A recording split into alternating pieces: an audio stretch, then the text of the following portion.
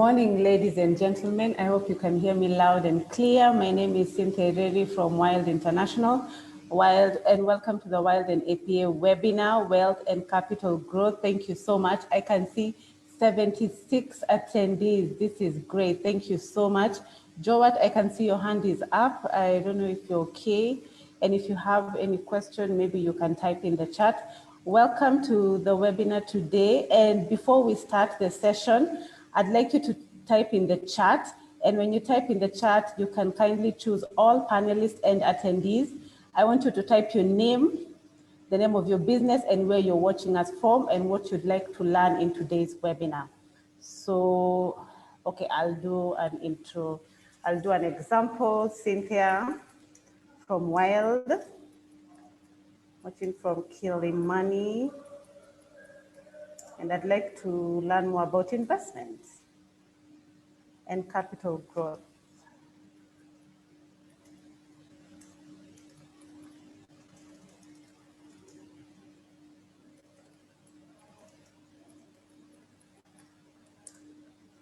Thank you so much. I can see in the chat, Mwendwa, thank you so much for joining us. Karibu sana to the webinar. Thomas, the webinar will last for 1 hour. It will end at 11:30. Joseph, karibu sana, thank you.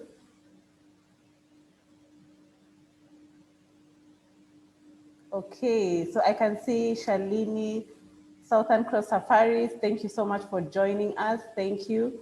Beatrice, APA Insurance, thank you so much for joining us from APA. Will Kista, USA, Nairobi, Investments and Retirement Planning. That is very, very important.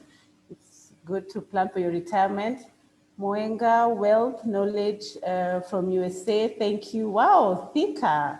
Edwin, Thika, Wealth and Investment, thank you so much. Philip, well, from Optiv and Riverside Investment, thank you so much for joining us. Keep the chats coming. So I'll hand over to my colleague, Grace Nganga from APA, and she will be our moderator for today's webinar. Grace, over to you. Hi, everyone. Thank you so much for joining in.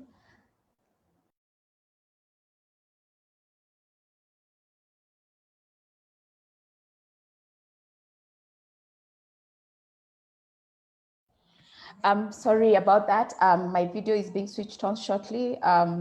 But in the meantime, thank you so much for all the 93 participants who've come in. As you know, last year we had a similar webinar where we talked about wealth creation and capital growth.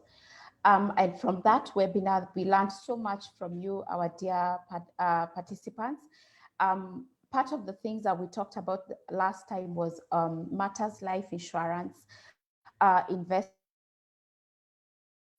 and we were very general about it because we knew that we needed to start somewhere. So that was our base webinar.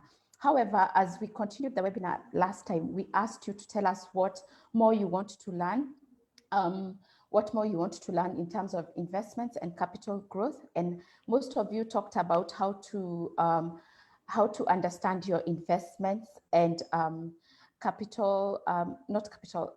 equity funds, money market funds, and we listened to you.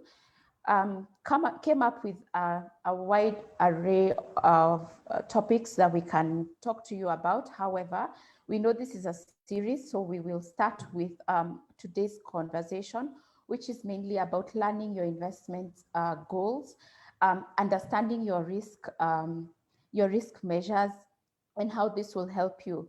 And to start us off on this, we have a very good mix of experts who are going to talk to us about investments and to help us understand what we need to think about or what we need to know when we are choosing investments and when we are planning our investments goals.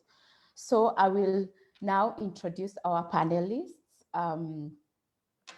Today, myself, as you all know me, I am Grace Nganga Macharia. I'm the group head of marketing, APA Apollo Group.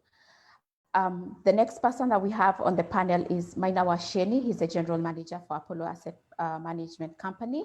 He has over 13 years experience in asset management, spanning from both the sell and the buy side.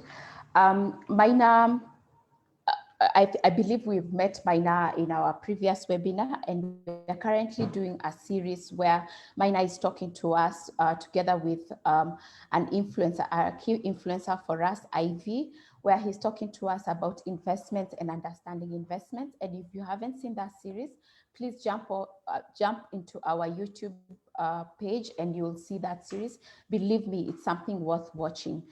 Maina's favorite quote is, "The good seaman weathers the storm he cannot avoid and avoids the storm he cannot weather." This quote is by an unknown ancient mariner.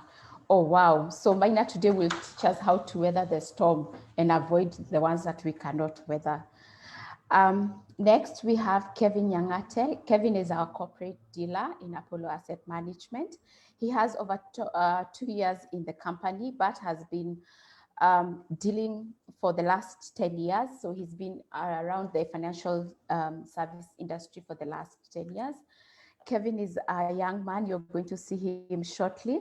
His favorite quote is, "If you come at the king, you best not miss." This is a quote by Omar Little from The Wire, a series. Wow, Kevin, welcome to the panel. And then with us, we have Kagwerian Kirote, who is a portfolio manager, is our portfolio manager in Apollo Asset Management Company. She has over 12 years experience in the industry, both in portfolio management, training, and relationship management. Her favorite quote is, "Do what you can with what you have where you are," by Theodore Roosevelt. Welcome, Kagweria. We look forward to hearing from you and to you teaching us a lot in terms of investment and portfolio management today. These three panelists are specialists in investments, and I hope that once we are done with the 1 hour that we've allocated for this, we'll have learned a lot, and you will come back to us with more questions. As you know, we are always open.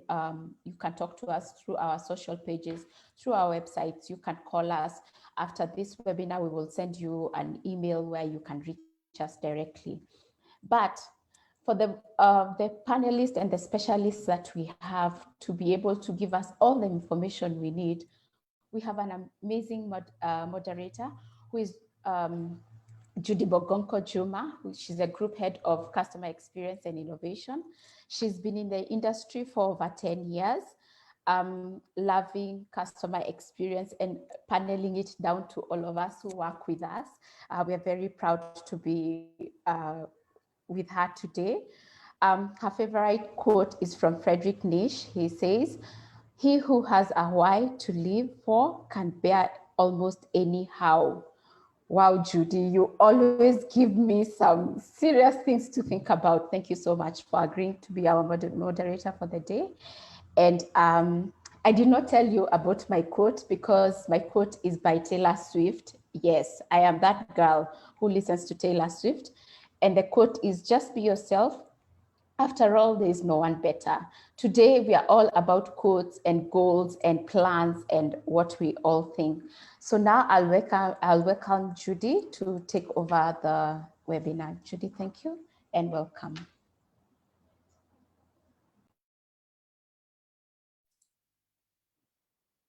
Hi, everyone, and welcome to today's webinar. We are so happy to have all 110 of you on board.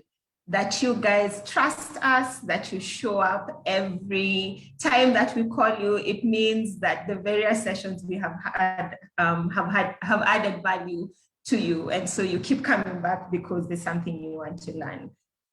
There's something I've been reading around growth mindset, which is basically about always seeking to know more, always seeking to stretch, always seeking to not be comfortable with only what you know, but desiring to know more and stretch and even challenge the assumptions that you have. And so each and every one of you that is on the call today, on the webinar today, we are so happy to have you here. And we hope that we will be able to help you learn something new today that then you will apply to create your wealth, because we all have to be wealthy. We all have to grow the funds that we have, the capital that we have. And if we can do that without losing money, even better. So at this point, I'd like to request my panelists to please switch on their videos. We'd like to see you.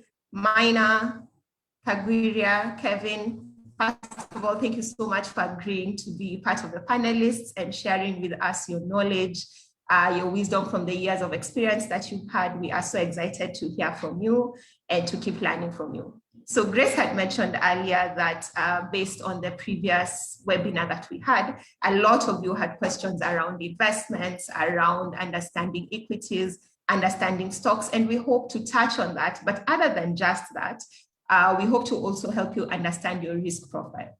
So instead of us coming here and immediately telling you, this is how you invest in equities, this is how you start, this is what you do, let's get you first understanding what is your risk profile.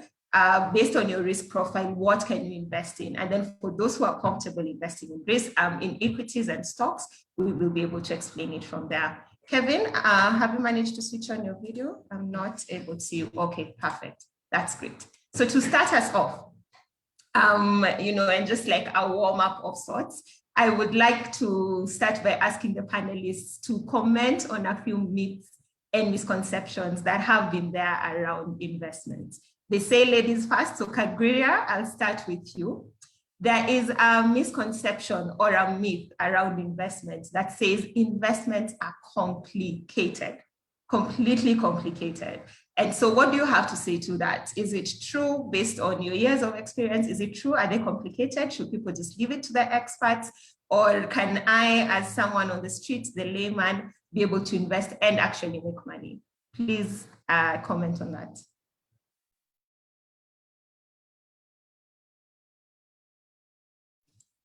Please unmute yourself, Kagwiria. Thank you. Oh, sorry about that. Thank you, Judy. So investments are not as complicated as they're set out to be. What I can acknowledge is that a lot of jargon when it comes to investments. However, it's as simple as it is. I'm sure you all heard of Warren Buffett, and one thing he advises is the simpler it is, the better it is for you. So we can delve right into it. And one of the things that people always assume is that you have to have large amounts of money to get into investments, which is not it. You can start with exactly what you have. And with this, let's look at like the stock exchange, whereby all you need to do to get started is invest in 100 shares. That's the minimum. And also around the market, if you look around for like the money market funds, entry is as easy as it is. It's the least amount is 500. So you can get to where you want to be just by starting today with what you have. Thank you. Thank you, Kagwiria. So it's as simple as it can be. Basically, anyone can do it, only if you just learn the ropes around the various investments that you want, right? Okay, thank you for that. I'd like to go to Maina at this point. There's a myth around I should invest when I am older, because when I'm older, I likely have more money. I have learned the ropes. I probably know how the companies are doing, how different things are doing. And so I am likely to invest better if I am older than if I am younger. Please comment on that. Thanks, Judy. I think what I'll say about that is, investing is a habit that needs to be cultivated. And just the way as we were growing up, our parents would try and cultivate good habits in all of us from a young age. I think saving so that one can learn to invest is also a habit worth cultivating at an early age.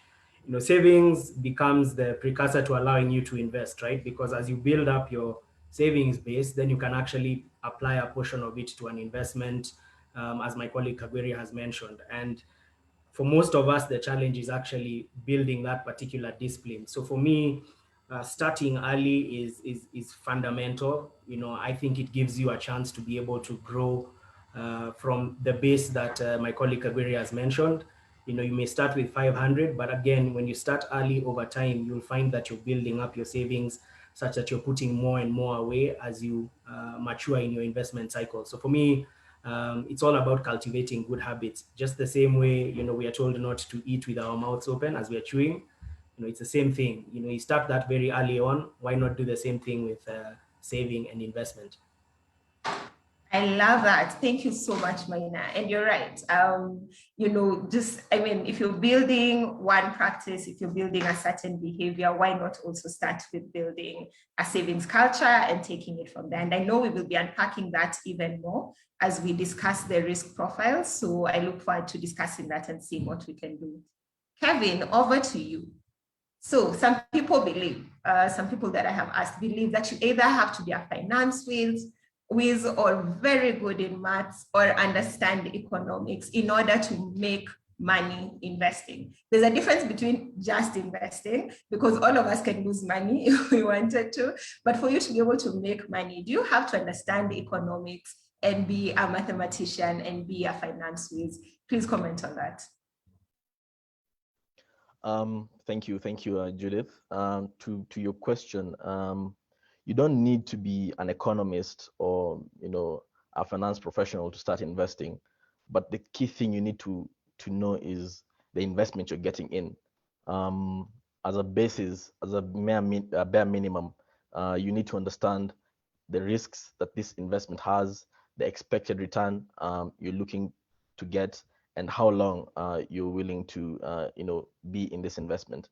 So it is those three key aspects that really will tilt your thought process when making an investment. Thank you very much, Kevin, and I hope we'll be discussing that even further as we go along. For those who are registering, so there you have it. We have busted those myths. So I hope if you had any perception like that, we have been able to give you a correction. And if you're on the chat, please let me know what other myths, what other misconceptions you have had about investing. And maybe as we go along, we will be able to either bust them or confirm that you are right. Additionally, we have the Q&A chat open. As we go along, if you have any question based on what any of the panelists will have responded, please make sure you type it in there. We will be responding there, but we will also be reading them out and answering them as we go along, depending on how much time we will have left. So please keep engaging us on chat and on the Q&A box, and we will keep engaging you. So during registration, we asked you a question around how many of you have invested in equities before. We had about 280 responses, out of which 102 have never invested in stocks before. They've heard of them, but they've never really gone in depth to try and invest. They just feel like that is something to be left to the finance whizzes, the ones who understand that. And then, so 102 have ever invested, 129 have never invested. So at least we have a good number of people on the call who have attempted investing in stocks before. And we have a number who maybe have thought about it, but have never gotten around to it. And I hope after this session, we will be able to convince you why you should not. Why you should or why you should not invest in stocks. Let's see how we go along. And then 240 of you are interested in finding out more. The rest just said, yeah, no, you can't convince me. So we hope if you're on the call, we will be able to convince you as we go along. Okay, so onto the fact. So how we're going to do this is we will have some questions being put up on your screens as a poll. We want this to be as engaging as possible so that we can make sure we meet you at your point of need. We understand where you're coming from in terms of your perception around investments, and then we will be able to respond to the specific feedback that you will give us. So there will be a poll that will be put on the screen. We will have a few polls running, but one at a time. Please respond to the questions that will be there. And then our panelists will be able to take over and respond to make sure that depending on where you fall, we're able to guide you appropriately. So at this point, I'd like to request Lorraine, kindly, if you can put up the first poll.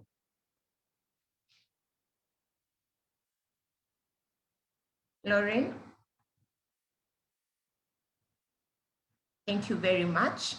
So the first question is, which of the following best describes your understanding of the investment market? 1, are you an experienced investor, constantly keeping up to date with the investment market? Is your awareness of the financial market limited to information passed on by your broker or your financial partner or what you read. So basically you rely on professionals to keep you up to date. Do you have little awareness of the investment market? However, you desire to build your knowledge and understanding. And lastly, you're not familiar with investments or financial markets at all. Which one best describes you? Which one is closest? You know, the way we used to do it in KCSE. Which one is closest? You know, which one applies to you? So far I have 40 responses. Let's see how many of us can try and respond. We have about 10 seconds left. So please vote. Which one best describes you? Are you an experienced investor? Is your awareness limited to information passed on by others? Do you have little awareness, but you desire to build it? Or are you just not familiar with investments? Yeah, I'm seeing quite a number of you are still voting. I'll give you a few seconds to think and see which one applies to you. Okay, I have 65 responses so far. Anyone else? I don't want to lock you out. Anyone else? Anyone else? Let's try and get to 80 if possible. Anyone else? Okay, we're at 72. 8 more. You know, you're there. Just vote. At 72, 72. I can close it off at 75, maybe. Okay, we're there. We can end the poll. Thank you, Lauren. Let's see the results. Let's see the results. Perfect. So there are the results. We have 14% who are saying they're experienced investors. We have 20% saying they have limited information. The biggest category that we have on the webinar today say they have little awareness, they've heard about it, but you would like to build more knowledge, which understandably is why you're on the webinar today. And 8% of you are not familiar with investments or financial markets. Mina, would you like to comment on the responses that we're seeing?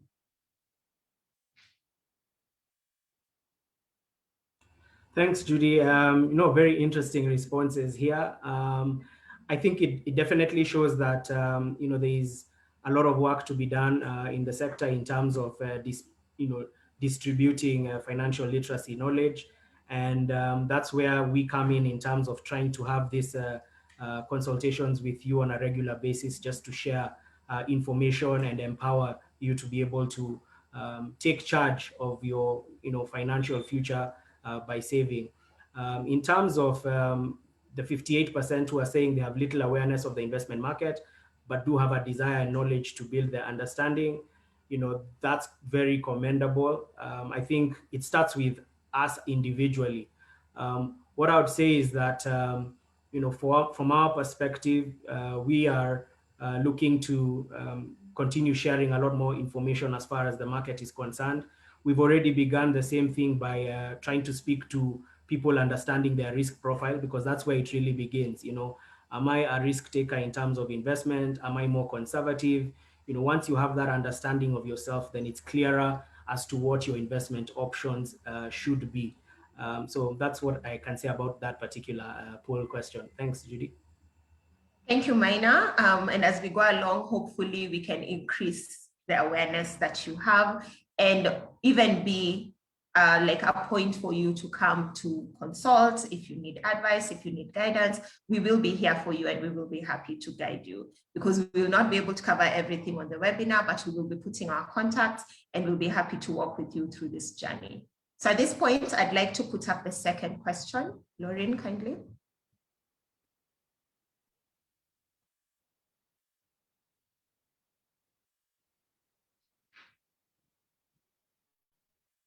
Okay, so the second question is, have you ever borrowed money to make an investment other than investing in your home? So other than a mortgage or money for building, have you ever borrowed money to invest, let's say, in stocks, because you had this, it's called an IPO that is coming out, and you're like, this one is going to start at 10 shillings, and we're buying at 5 shillings. And so you borrow money to put there, or the coil drama that we had a few years ago. So have you ever borrowed money to invest in something other than your home? Yeah. I'd like to see the answers. We're at 50 responses so far. This is good. It says your answer yes, you know, and then leaving it there. No, yes, but I'm not prepared to borrow at the moment to invest, or no, but I am willing to consider it now. There's no wrong answer. Where do you fall? Have you ever borrowed money to make an investment other than for buying your home?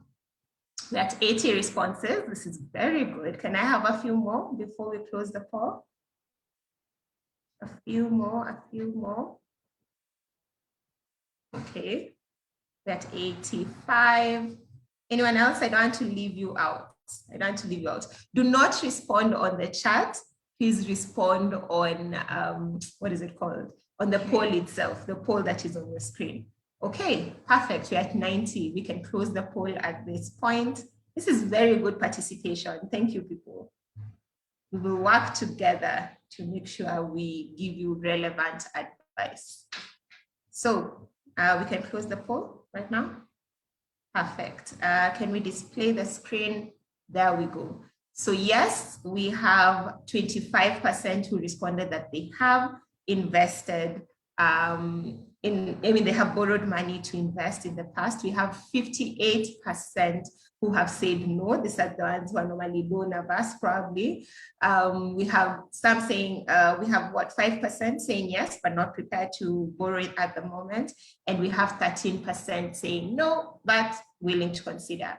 Kevin, I'd like you to comment on the results that we're seeing. Thank you, Judith. With respect to investing, there are two ways you can look at investments. One can be through equity, and the other way can be through debt. Now, this angle we're looking at is through debt. Basically, you're borrowing and you are taking this money that you have borrowed, putting it into an investment that you hope that will bring greater returns than what you've put in. So in many instances, you find that this is a basic precursor to understanding someone's risk. If someone, for example, the 58% who say they've never borrowed money to make an investment, it goes to some length to explain that their level of risk is, a bit conservative, because they feel that they are not in a position to take up more debt to make an investment, which they may not be sure that will give back in returns. And then, of course, the ones that we've seen, the 25%, which is a quarter, who've said yes. These are the more, they can take up risk and are willing to go in long. Now, with the key issue with investment is this: for every level of risk you're willing to take up, there should be a level of return you're expecting. No one is in the business of losing money. And I think this is a misconception with investments that we have, that first of all, for an investment to be good, it has to be complicated. And then secondly of all, you always believe that the market will go up. So you invest with the knowledge that I will always make money. That may not be the case. So the importance of understanding the investment, how long you want to be in this investment, and the return you expect will drive the decision on whether you are willing to borrow money or whether you're willing to sit out. And then finally, to the last two sections, there's usually a change of mind. There's always new information in the market. So you might at one point be reluctant to borrow money to invest, but over time your investment horizon might change and you may be willing to, open more avenues of investment. So it all depends on individual understanding of where you are and where you want to head to. I think, Judy, if I may just chime in there, I think I agree completely with what Kevin has said. And maybe just to paint a picture of the difference between our setup here and maybe what's happening in the global markets. In places like the US, for the better part of 2020, we did see a situation where the central bank in the US lowered the rate of borrowing somewhere in the region of between 0 and 0.25%, right? So in an economy like that one, the cost of borrowing is very low. As a result, it's much more possible to borrow at those low rates and be able to invest in something that will give you certainly north of 1% return. When we come to our Kenyan context, historically, the rate of borrowing from banks, even SACCOs has been fairly high. So if you're borrowing at upwards of 10%, finding an investment that is then going to give you more than 10% has, been challenging based on the various market cycles. So for example, if you're borrowing to invest in real estate, and then something like COVID happens, where you now have to lower your rental prices, you're then struggling to pay back the debt that you owe the financier who gave you, right? So I think it's really instructive to me that 58% of you have said yes, but they're not prepared to now. And I actually believe that caution is encouraging, right? Because you don't want to get yourself into a negative sort of debt cycle. Thanks. So thank you very much. So just to kind of bring it home and try and make a bit of application on that. So basically it is advisable and it is okay to take a loan to invest, but in which instances then can someone consider taking a loan to invest? If you were to just break that down, what should someone look out for to know, oh, at this point, I can take a loan, but for this one, I should not take a loan? Could we give a ballpark example of what that would look like? I think the first thing to consider as you're deciding whether or not to take on debt to invest is, does your income allow you to, satisfy your basic needs in terms of, your residential situation, to the extent there are kids involved and things like fees, because it's, if by taking on debt, the additional burden of having to pay back that interest means even your day-to-day living is compromised, then one would argue that it's not wise to do so, right? So I think the first point is to actually be able to break down one's budget and see if there is actually some room for you to be able to take on the debt. More importantly, the next thing is to ask yourself, when you take on the debt, what is it that you plan to do with it? I think in the last webinar, I mentioned how in my younger days, I actually took a loan from a bank, but ended up using it more for consumption as opposed to investment, right? And then when I tried to repay back the loan, I found out that there was, in very small writing there, a clause that said if you do pay it back sooner than the time it's due, there'll actually be a penalty, which made the loan even more expensive, right? So my mistake there was that while I had the ability to pay back the loan, I did not think through what I wanted to do with the loan from an investment perspective, right? So from the investment perspective, it's important to have a very clear sense of why that is the case. Finally, what I'd say in terms of the investment is, a lot of times we take those loans to get into investments which we've had from our networks have supernormal returns, right? And here the adage that if it sounds too good to be true, it probably is, comes in to play. So I think one needs to think through that in terms of whether or not what they're looking to invest in is worth considering at that. Okay, we seem to have lost. Okay, yeah. Thank you, Maina. We lost you for a second there, but welcome back. And thank you for summarizing that. It helps to check your income, make sure you should be able to pay it off, and it doesn't affect the other expenses and things that you have. And also be clear about what you want to do with it. Do you understand that investment? Do you understand the returns that you anticipate? What would happen if you're not able to? Knowing the TNCs of the loan, that will go a long way. So thank you very much for that. I think I'd like us to go to the third question. Lorraine, if you could display the third question. And remember, the Q&A chat is open, so please feel free, in case we've commented on something and you need clarification, please feel free to type there and we will get to it before the end of the webinar. So the third question, and the reason we are asking all these questions is to understand your risk profile, so that now we are able to guide based on what kind of people we have on the call. So the third question is, how would you react if your investments were to decline in value by 20% in 1 year?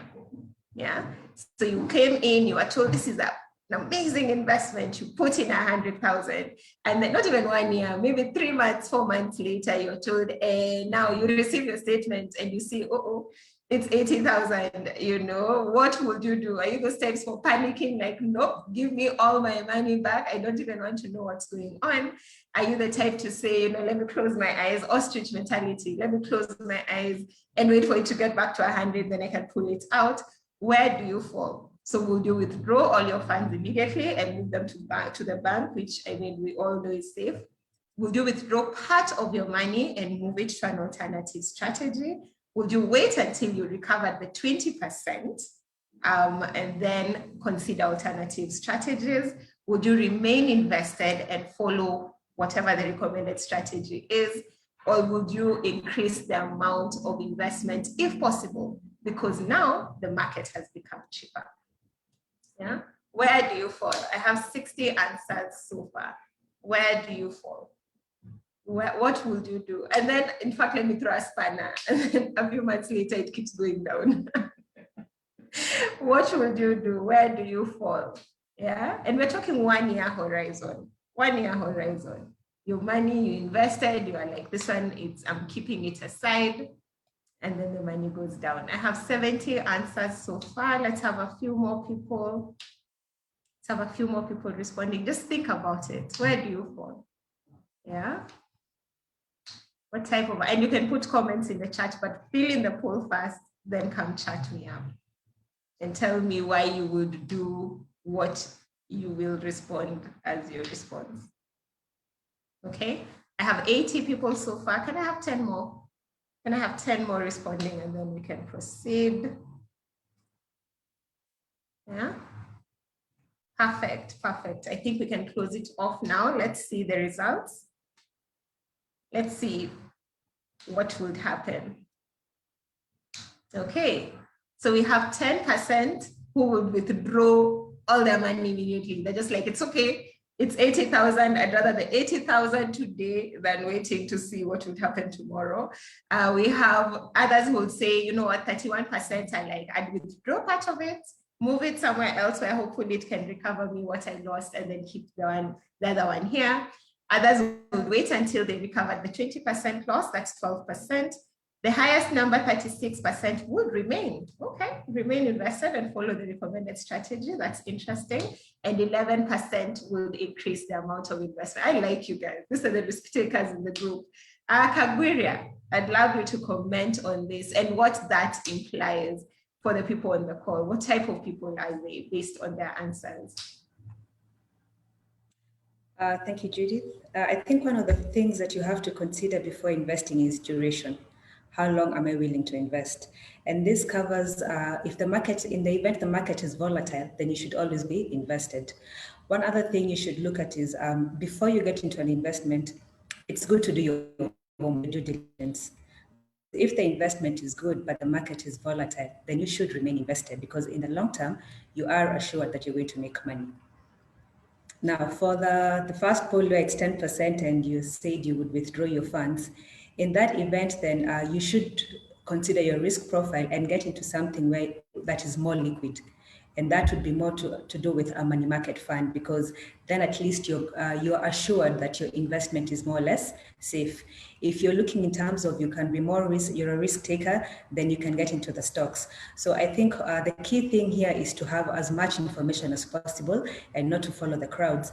And that will be and therefore you'll be able to make an informed decision on what you want to get into, when, where, and how. Thank you. Thank you very much. Kevin, I saw you laughing when the results came up. Would you like to comment? Yeah, and my comment would be more to the 11% who said they would actually top up to, you know, pursue this investment.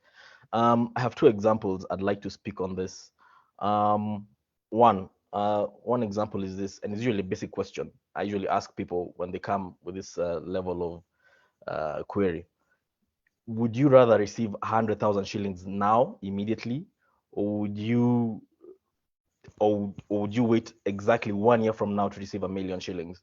Now, this answer is very different across people. There's someone who would, you know, take that 100,000 now because it would solve a lot of their problems. And then there's the guy who would say, I'll go wait 1 year. Now, the difference between these two people is the aspect of time. Between now and 1 year, a lot of things can happen. And the aspect of time also triggers an essence of risk. So the longer the investment is to be thought about, then the more the risks that come up with it. So this measures the willingness of an individual to commit to an investment. The second example I'd like to give would be Bitcoin. I know many, there's been a cryptocurrency, craze over the last 2-3 months, and we've seen the price of Bitcoin, really skyrocket up to $58,000, and then almost instantly overnight, depending on comments from top regulators, it goes down from 58,000 to $45,000. Now, in essence, you need to think on an individual level. Am I willing to, to hold on to this investment as it is so risky, or am I willing to commit more money? So for example, it was at 58,000. If you're willing to buy it at 58,000, if it comes into 45,000, then you should be willing to, buy more. But if your investment horizon is short term and you panic at any price drop, or you start, changing your mind, then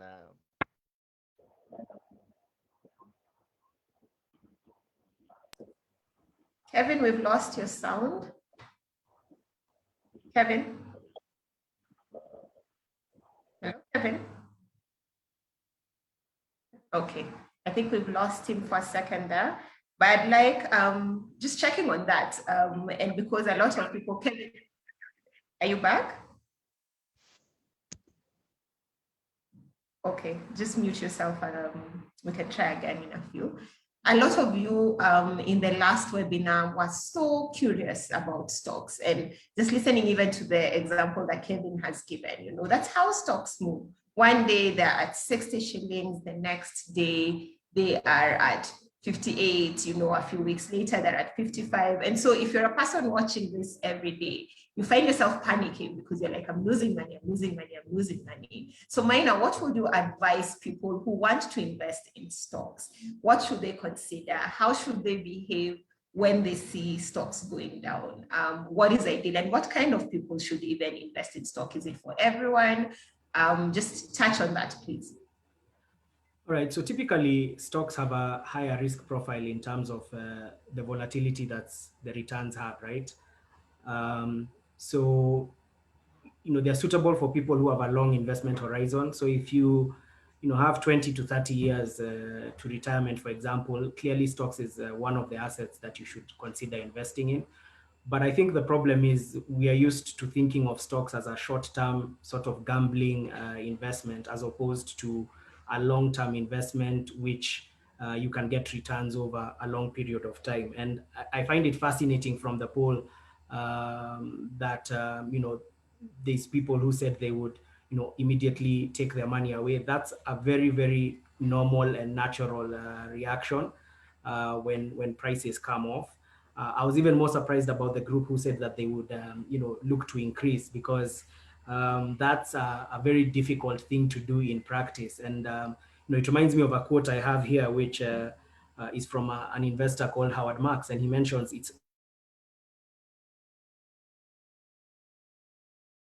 have an idea where the bottom lies, but doing so should be the investor's greatest aspiration. And he came up with this quote shortly after COVID hit in March last year, and markets reacted in a panic trade due to the uncertainty. So my advice is, to the extent one is doing stocks, come up with a program which you can buy regardless of the movement. So if we are taking a stock like Safaricom, for example, you can buy it on a consistent basis every month, or invest in an equity fund, a unit trust equity fund, which already gives you exposure to a stock like Safaricom, and do this consistently without due regard necessarily to where the price is. Over the long term, you should be able to accumulate a large number of either direct stock assets or units in an equity fund at different prices, and that's how you average down your cost. But if you are looking at it on a daily basis, other than getting some potential high blood pressure, you are likely to stick to your investment program when you do that. So take a long view and be consistent in your application. I love that. I love that. Thank you for the clarity, Maina. And you've mentioned something about either investing in the stock directly and buying either the company stock directly or going for an equity fund. And, we are assuming that people understand what an equity fund is, what it entails, how they can invest in it. Kagwiria, I'd like you to touch on that. What is an equity fund? Why should someone invest in an equity fund? How does it work? And so just break it down for the people on the call to understand the difference between investing in an equity fund vis-a-vis going for a company stock directly. Okay, thank you, Judith.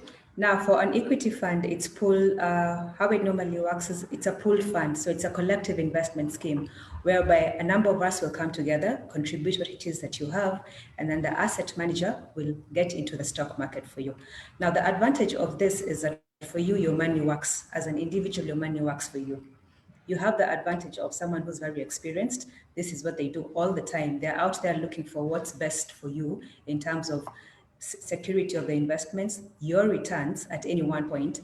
And the good thing is also you don't have to put in a lot of money, just as Maina had said. You should have a plan, be it regular or lump sum, whatever you choose, then you can be able to rotate the funds.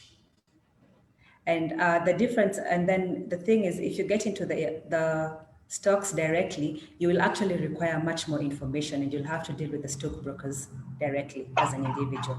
And for this, you'll also need to open a CDS account. So you have to consider the convenience in terms of the equity fund and doing it directly for yourself. Okay, and how can someone open an equity fund? Like if I'm on the call today and I'm saying I do not want to monitor stocks, I don't want to figure out what is happening with which company, how much we're buying at. I don't even want to open a CDS account, but I want to be able to invest in stocks without the headache of investing in stocks. How can I start? Where do I start? How can I start? Just to give a short highlight for this, you don't require much when it comes to opening an equity fund, like with Apollo, for instance. All you will just require a bit of KYC in terms of what your ID, your background, and just to verify that you are who you are and the money is yours. And you'll have a form to fill, and then thereafter you can have our financial advisors advise you based on your risk and return aspect, as we're just talking about it right now. So it'll depend on your profile if you're getting into an equity fund, because there's this thing also whereby you'll be like, yes, I want a lot, I want a high return. However, you're risk averse. So we also have to match whether it's an equity fund you're looking for or a money market fund. Thank you, and we will be able to provide that advice. So please get in touch. I will be, or one of my colleagues will indicate our contacts in the chat. So please engage us, reach out, and we will guide you around the process, what is required. You can start as soon as today if you wanted to start investing in stocks in a way that, you start with professionals and experts immediately. So our details will be put on the chat in a few minutes. Please reach out to us. I've seen a very interesting question on the Q&A chat that I would like us, and I say today's a conversation. I know it's already 11:23. A number of you might have wanted to drop out at 11:30, but just seeing the questions that are there and wanting to address them, if you have to drop out, that is okay. We will be sending a video of the recording. But if you're okay continuing, give us another maybe 30 minutes just to address the various questions that are there, and then we can end the call together. So thank you for your patience in advance. So there's a question I have seen that I find very interesting in the chat. Anonymous attendee has requested, given the current state of the economy and life in general in Kenya, what competitive investments would you recommend for the common person who earns about 50,000 to 100,000 per month? And what would you recommend for those heading into retirement within 20 to 30 years? So this is a young person, 50 to 100,000 per month on average, and going into retirement within the next 20 to 30 years. The comment is, it seems that NSSF will not be good enough given the current trends, and that is correct. We touched on that in the last webinar. So could we choose an investment and crunch some numbers to make it more realistic? We will be happy to discuss this with you further, but even on the call, for the benefit of everyone else, what would you advise such a person who is thinking, I have 50 to 100K salary, I'll be going in retirement in about 20 to 30 years. What investments can I, consider so that I'm comfortable when I go into retirement? I'd like Kevin to take that first, and then if any of the other panelists wants to add, then please do. So Kevin. Thank you, Judy. Sorry, I lost my connection for a few minutes there. But to answer this question, the first basis that we need to understand is investments should come from disposable income at the bare minimum. What do you have that you can put away? You don't spend then invest. You invest and then you spend. Also, there's usually more or less an unwritten rule that I'm assuming out of this salary you're receiving, there has to be an amount that goes to rent. There's it's more of a cardinal rule that you should always be on the lookout that you're not spending more than a third of your your monthly earnings on rent. You try and manage to live within your means. I know it's usually a tough concept for people to grasp, but there's usually this affinity for people to live outside their means, and this is how people get into debt cycles. Now the other thing is, this person is talking about investing 20, 30 years into the future. Now there's a simple formula that goes that take your age, do 100 minus your age. The amount you get there is the amount you should put into risky assets. Meaning, the younger you are, the more you have potential to take up more risk. You're 20 now, you have, retirement age is 65, you have 45 years to work. Meaning now you have more time, you can take up more risk now, build towards your future.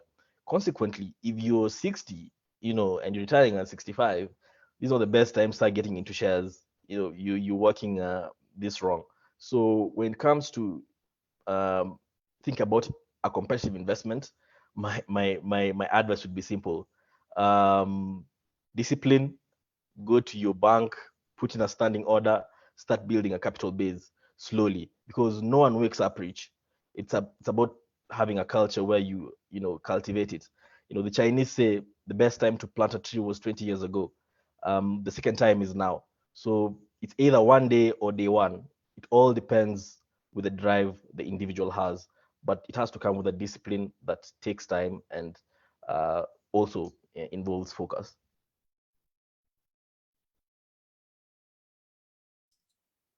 I love that. So just to be clear, I am 20 with a few years of experience. So the risk I should take is like risky assets should be like 80% of what I am investing, to be clear? In a model, yes. And okay. It doesn't mean you just take up risk because you're young. You have to understand also what you're involving yourself with. I like that. So be clear about what you're investing in, but if you're younger, be a bit more comfortable with the riskier investments. And I mean, there's a rule: high risk, high returns, most often than not. So I guess if it works out, you will laugh all the way to the bank. If it doesn't, you have time to recover, which is a good thing. Does any other panelist want to take that question, or we can move to the next question in our poll? Let me just add to what my colleague Kevin has said. Another way of looking at it is to work backwards. I am 20 now. I'll retire when I'm 60. What do I want my life to look like when I'm 60? So you calculate how much you'll require when you're 60 and then work backwards and start investing now for what you can comfortably live on after retirement. That's always an easier way to look at it. I love that. And we have, I know the team that is on the panel today is the team that are experts with investments, but we also have a team who can help you plan your retirement. It does not matter how old you are, you can get in touch with us. There's a team who will help you sit down, walk around, what do you want to look at? How much do you need to put aside per month? What average return are you looking at? And then they can help you figure out, this is what you will need then this is what you need to start doing now. So the contacts have been put on the chat. Please let us know if you're interested either in advice on retirement, advice on starting the equity fund, or any other investment, and we will be able to guide you from there.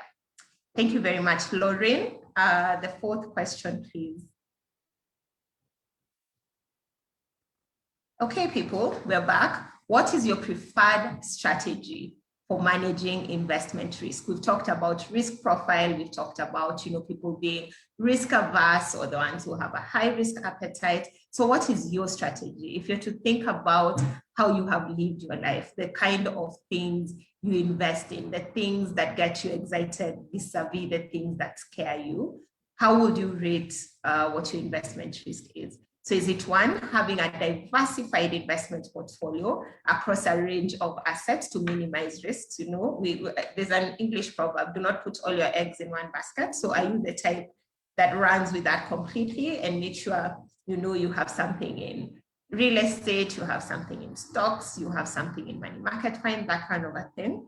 Or are you the type who don't want to reduce it, as investment risk leads to higher returns over the long term? Not too sure. I think I need to check on that one. To invest mainly in capital stable investments where you're sure your principal amount cannot be lost. Or are you the type who don't understand, or do you not understand the definition of investment risk and you just rely on your financial planner? If they come today and tell you KCB, you're there. If they come today and tell you Apollo, you're there, and you just run with whatever they tell you. Where are you? I have 60 answers so far. Come on, people. Where do you fall? Where do you fall? Do you want a diversified? Do you want reduced investment risk? I'm not sure which one. I don't want to reduce it as investment risk. What is your preferred strategy for managing investment risk? I think we lost something there. Yeah, I'll just check on that. And I'm seeing very few people have responded to that one, but it's okay. To invest mainly in capital stable, we're at 80. So I can close it in a few seconds. Anyone else, so that I don't leave you out? Anyone else? Anyone else? Okay, perfect. We're at 85. That is good. Lorraine, I think we can close it at this point. Let's see the results. What is your strategy? Okay, a number of you are big on diversifying. We have some who don't want to.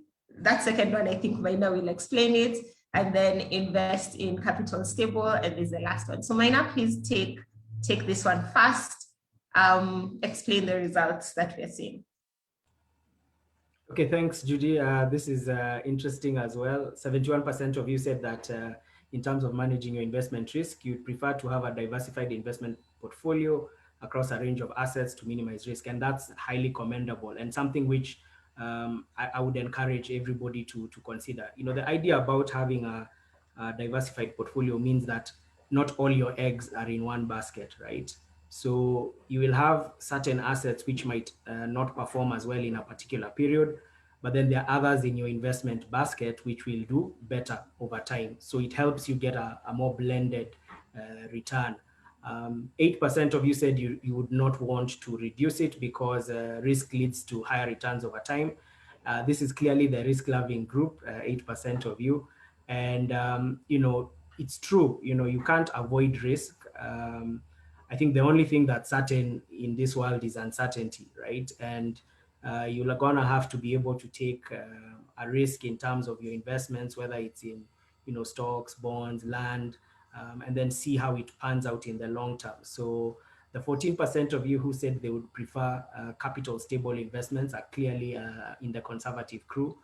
The money market fund, for example, is perfectly suited to that sort of investor, given that it invests mainly in interest-bearing assets. So your capital is protected, and you do get the benefit of the interest that comes through from the underlying investments. Finally, 8% of you said that you don't understand the definition of investment risk and rely on your financial planner. And I think a quick start to understanding investment risk is, asking yourself some of the questions we've posed here today. If your investment went down by 20%, how would you react, right? The people who have said they would buy more typically have a higher appetite for risk.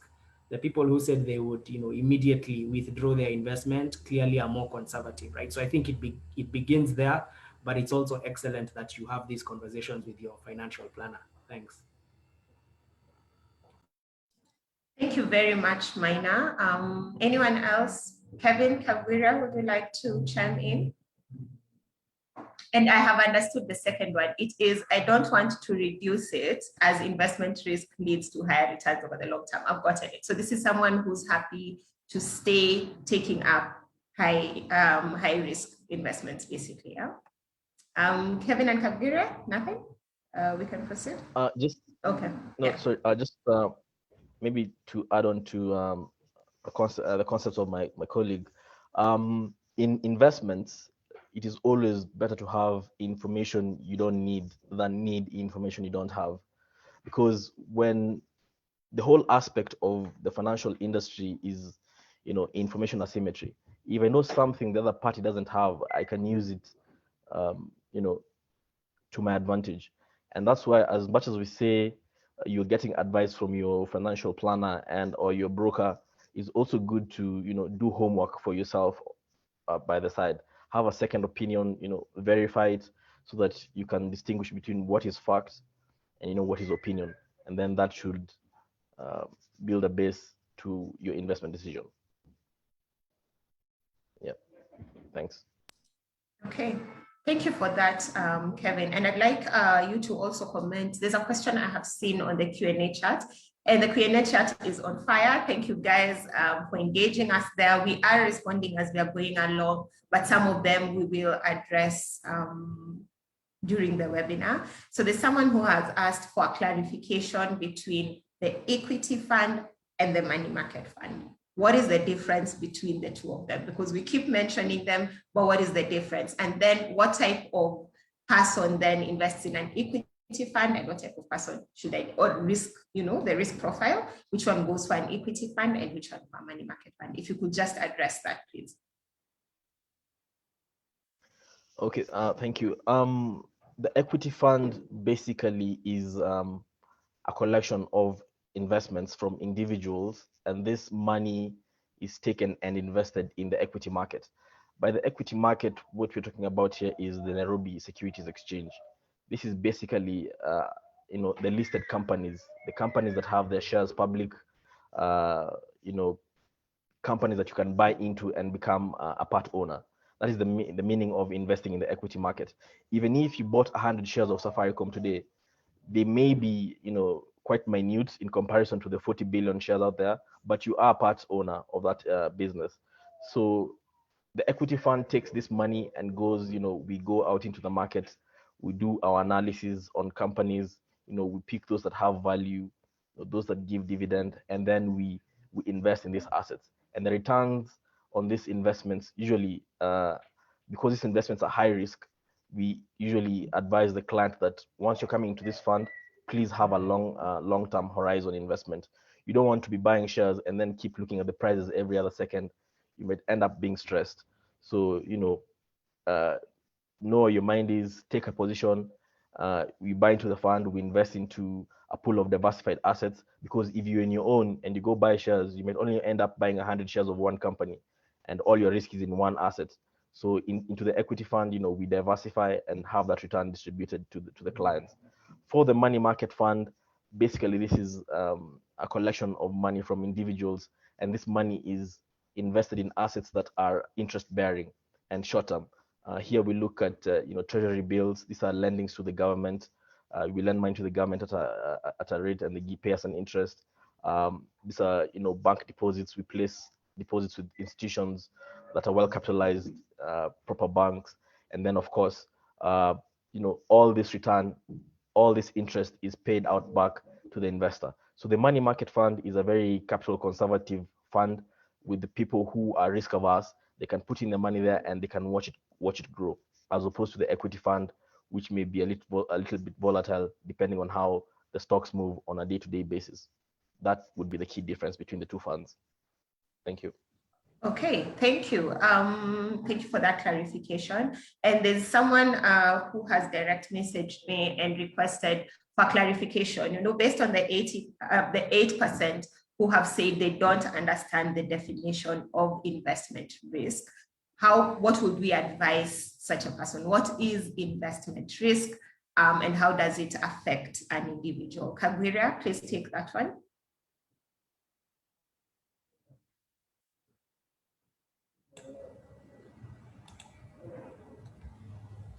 Thank you, Judith. Now, when it comes to risk, to describe it in an easy way, if I was to place my money, if I was to invest my money, am I okay with losing it at one point or making a return and increasing it? So the risk depends on the underlying asset. And just as Kevin has said, the underlying asset would be interest bearing or equities. Sorry, just give me a second.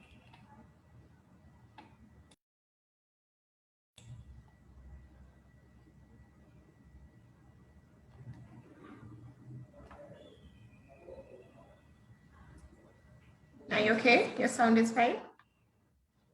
No, I seem to be Can you hear me? Yes, we can hear you. Okay. Yeah. So for the investment risk, there are two. Okay, as I was saying, it depends on the interest bearing and the equities, and the risk also lies with the underlying assets that you're investing in. So when it comes to the interest bearing, the risk that is normally there is, will I be paid my interest if I invest in that asset? And then when it comes to the equities, what's there is, if I buy, let's say, a stock at 10 shillings and it reduces to 5, am I willing to take that loss? And of course, when it goes up, we're all happy about it. But the fact is that, am I willing to take, if I were to lose money, what would happen? I don't know if I've answered the question. Yes, I think that covers it. So it's just basically understanding how you will behave depending on what would happen. That helps you to understand your risk profile, so to speak. Yeah. Okay. I've seen quite a number of questions on the Q&A chat around retirement, around advice on retirement, around opportunities to make sure you've grown your money enough for retirement. Mina, what do we have in that space? What can we comment around the people who are saying, you know what, I'm seeing myself in 30 years, I might not be having the energy I have right now.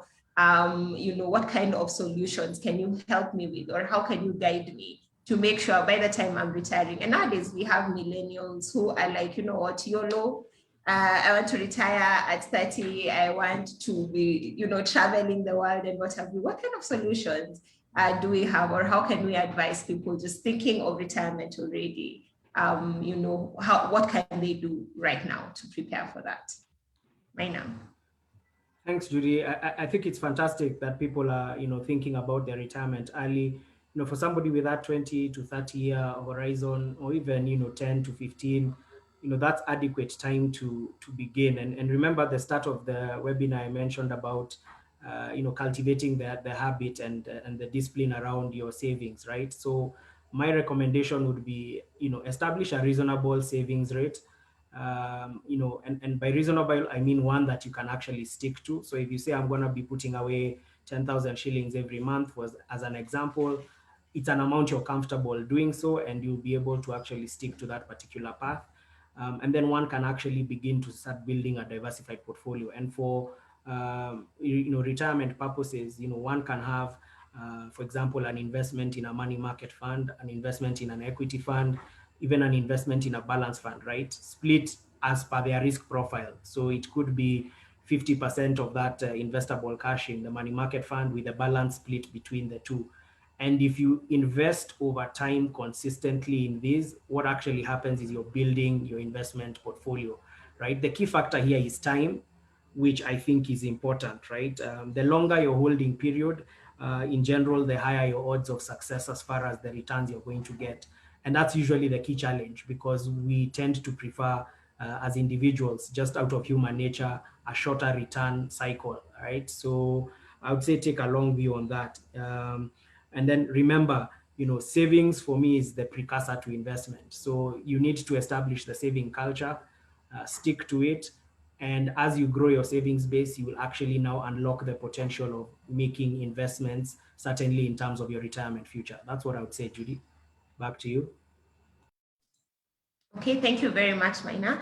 And in addition to that, as APA Apollo Group, we have 3 different companies. We have the life insurance company, we have the general insurance company, and we have the asset management company who are on the call today. So for those also considering other retirement solutions that are there, and advice, like I mentioned earlier, advice around the retirement solutions, we have different products. We have annuities that can help you with that.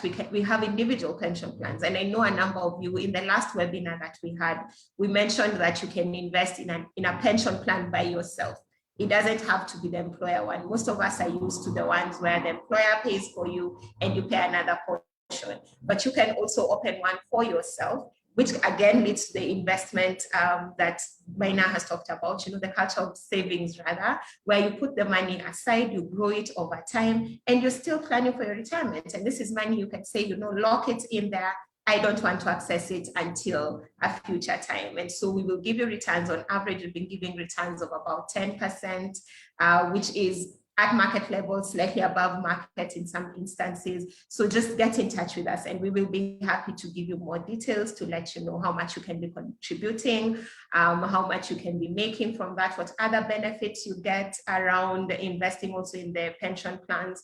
And then we will be able to take it from there. So for all the questions around retirement, around pensions, we are happy to assist you. And we will be having another webinar, I think in 2 months, where we will be addressing the life policies that we have, the pension solutions that we have, and how we can help you protect yourself in that way and grow your income in that way. So at this point, I'd like Lauren to put the 5th question, which will be our final poll question. Just still helping us understanding our risk profile, what we need to do. So on the 5th question, what we have is, in the past, how would you describe your overall investment decisions? Yeah, are you a first-time investor? You've never invested before, and this is the first time you're hearing about investments. You saw the link to the webinar and you are curious, or cash has been tight. Maybe you would love to invest, but you feel like you don't have the spare income, which Kevin already spoke to. If you put aside some money first, then work on the others. I mean, you can try and make sure your expenses fit within what you have left behind. Or are you good? You have stuck to stable and safe investments. And if that is you, are you happy with those investments? Or are you willing in 2021, after the dust that 2020 showed us, are you willing to say, hey, let me stretch just a little bit? Are you good and you have been rewarded for making investments that can fluctuate in value? Is it fair? However, you would like to improve your returns. You've had some losses, but you're willing to give it another go. The way we say fall 7 times, rise 8. So are you that type of a person who wants to rise again? Or you've had some losses and now you're reluctant to invest in anything that fluctuates in value. Anytime someone comes to you, you're just like, is it guaranteed? I want guaranteed returns, even if it will only be 2% or 3%, you'd prefer that than dealing in something that can cost you your money. I have 60 responses so far. Can I have a few more coming in? Where do you fall? Based on your past, not what you're anticipating now, but based on your past behavior, where do you fall? Okay, can I have a few more people responding? We're at 65. A few more. This is the last question, don't worry. This is the last question, just to help us be able to meet you at your point of need. Where are we falling? That's 75, very good, very good. I think we can end the poll in a few seconds. Yeah, I think we can close the poll now. Let's see the results. Okay. Wow, we have quite a number of first-time investors. This is very interesting. Welcome to all of you who are on the call today. I hope we manage to just, increase your knowledge in one way or another based on the investments that we have talked about. But it's very good to have you here. That's 34% of the attendees. 14% are saying they're good. They've stuck to stable and safe investments. If you're that person, please let me know in the chat. Are you happy with that? Or are you the type of person who's saying, yeah, I'm stuck with it, but let me see. And then you've been good and you've been rewarded with making investments that fluctuate. That's 14%, 28% fair, but they would like to improve their returns, and you're in the right place because we are here to help you consider the equity fund. And then 9% have had some losses, but are willing to give it another go. And 1% have had losses and are reluctant to invest in anything that fluctuates in value. Kevin, I'd like you to take that first. Explain the responses to us. Okay, thank you, Judith. The key thing we need to note that with this question is that it goes to our past. It takes us and asks us, how have past decisions, made you the kind of investor that you are? Remember, human beings are behavioral creatures. We are creatures of habit. So if you end up doing something over and over again and get a result, it would be rather, a bit awkward if you do the same thing over and over again and expect a different result. So past behavior when it comes to investing is very important when it comes to determining the future, investment process for an individual. There are those guys who, once bitten, they say, nah, this cannot be me. There are guys who, they get beaten and they say, I can do this again. There are guys who say, I don't even want to be beaten. So it all depends to a level of your past behavior. What have you seen? What kind of level of knowledge do you have when it comes to investing? What level of knowledge did you have then? Has it grown? Are you still working with the same past information?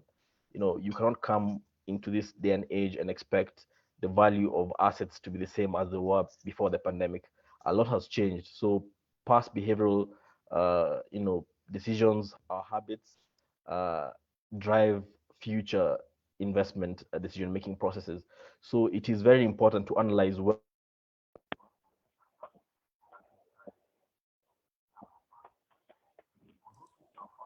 Kevin, we've lost your sound again. Just check for that. Hear me? Better, yeah.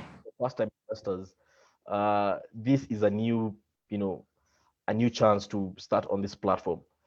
Gather all the information you have, or you can come across. Seek a second opinion to try and decipher what is the basis of where you're going with this investment, and then finally analyze, is it worth doing? And this is now the investment risk profile. Is it worth doing? Because we need to understand what is started is half done. There will be no need investing then stopping. There'll be no purpose for it. So it's supposed to be a process that is continuous and constant. That would be the advice to people who have past decision-making processes. Thank you. Wow, thank you very, very much. So be sure, and then when you start, hold on, don't go fluctuating. One day you're like this, and then you're like, hey, no. Do your due diligence, commit, and then go with it. Thank you very much for that. Maina, would you like to comment on that, or Kagwira? Maina, you can go first. Okay, thanks, Judy. I think the results of the poll are interesting. For those who are first-time investors, I think that's admirable. It's an interesting journey. It just starts again with having a long-term view and discipline. So kudos to all of you. I like the fact that only 1% say they've had some losses and as a result reluctant to invest in anything else. It means that you've been prudent insofar as your considering of your options are concerned. I think for me, what I can say is, risk is unavoidable as much as possible. We've talked about diversification, not putting all your eggs in one basket. And, some investments may not pan out as one feels, but that doesn't mean one should stop aspiring to invest going forward. So I think that's what I can say, Judy. Thank you, Maina. And man, time flies when you're having fun. Time flies when you're having fun. So Kabwiri, I'd like you to take that comment, and then we will go to the closing comments, and I'll be able to update on a few things in a few. For me to sum it up, what I would say is always track the progress. So as a first-time investor, before getting into anything, look at the past history of whatever it is that you're investing in. It will always give you an idea. And then something else that's very important is information. We've had a lot being said in the market in terms of if you don't have an information, then it becomes a gamble. And as Maina said, there has to be a risk element in everything that we do.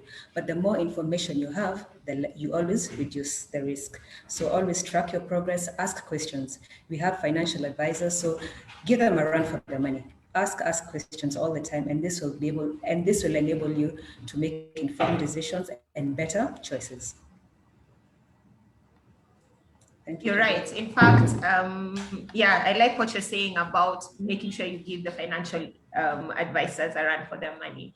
Ask all the questions. Don't be shy. You know, there's a thing about African culture where we are taught to be respectful. Do not question. You know, if someone is an expert, just believe what they're saying. But this is your money, and you worked very hard for that money. So whenever possible, push, prod, and like they said earlier, do not invest if it does not make any sense to you. Make sure you understand the investment you're getting into.